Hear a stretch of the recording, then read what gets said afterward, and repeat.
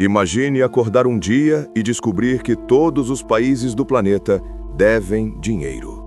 Estados Unidos, China, Brasil, França, Japão, todos endividados. Mas surge a pergunta que quase ninguém faz. Se todo mundo deve, quem é o credor? Quem é esse alguém que lucra enquanto o mundo inteiro se afunda em dívidas? Essa é uma história sobre poder, manipulação e um sistema tão antigo e sofisticado que poucos ousam questionar. E quando você entender quem realmente controla as dívidas do mundo, vai perceber que a economia global é apenas a ponta visível de algo muito mais profundo. No início, as dívidas eram simples. Um rei pedia ouro emprestado a um comerciante, mas com o tempo, a dívida se tornou a principal arma de controle dos impérios.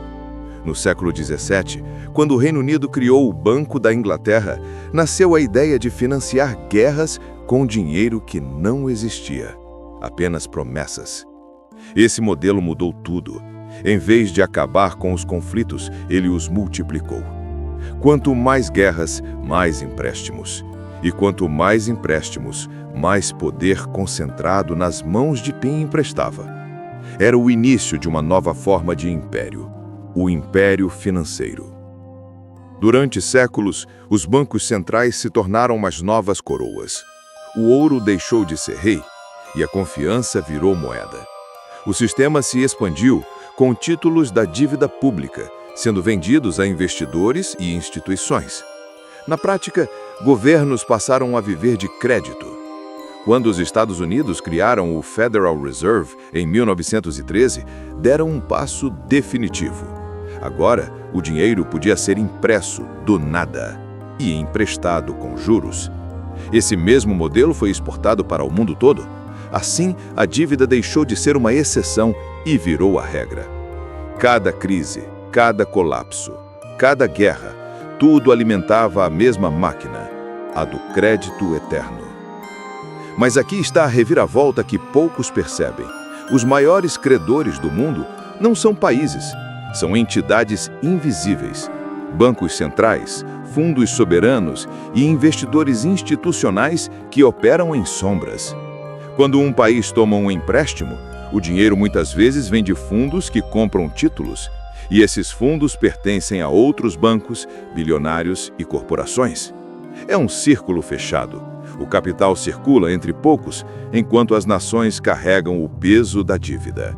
E quando uma crise acontece, quem perde é o contribuinte. Quem ganha é sempre o credor. Veja a crise de 2008. O sistema quase desmoronou.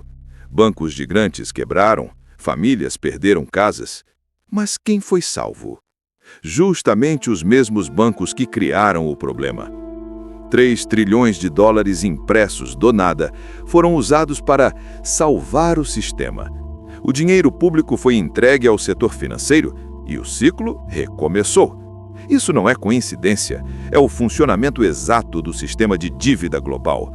Um jogo onde os riscos são socializados e os lucros privatizados.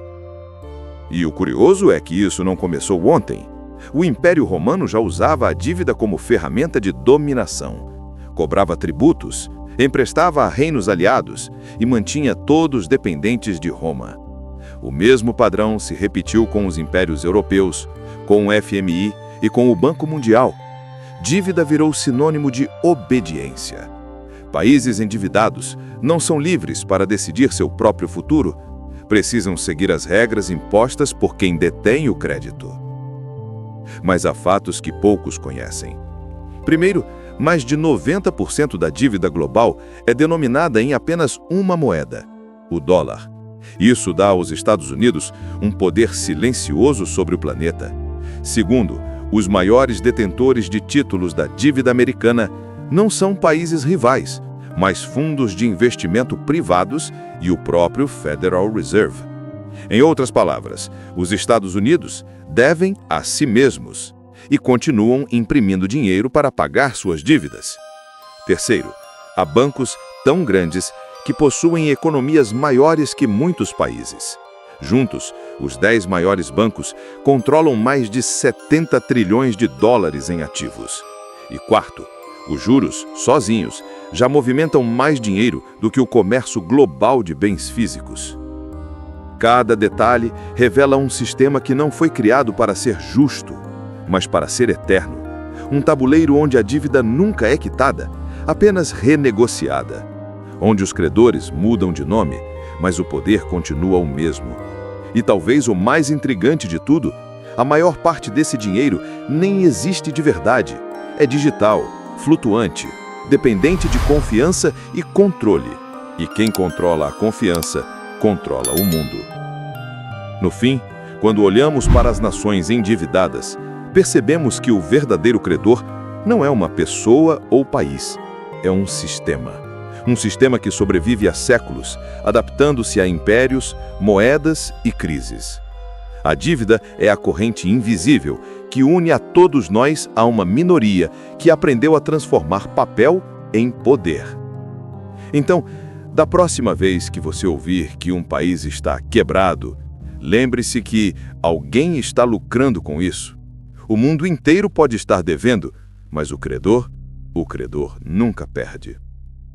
E se você quer entender quem realmente manda no dinheiro, inscreva-se, porque aqui nós vamos continuar revelando as engrenagens ocultas da economia que ninguém ousa mostrar.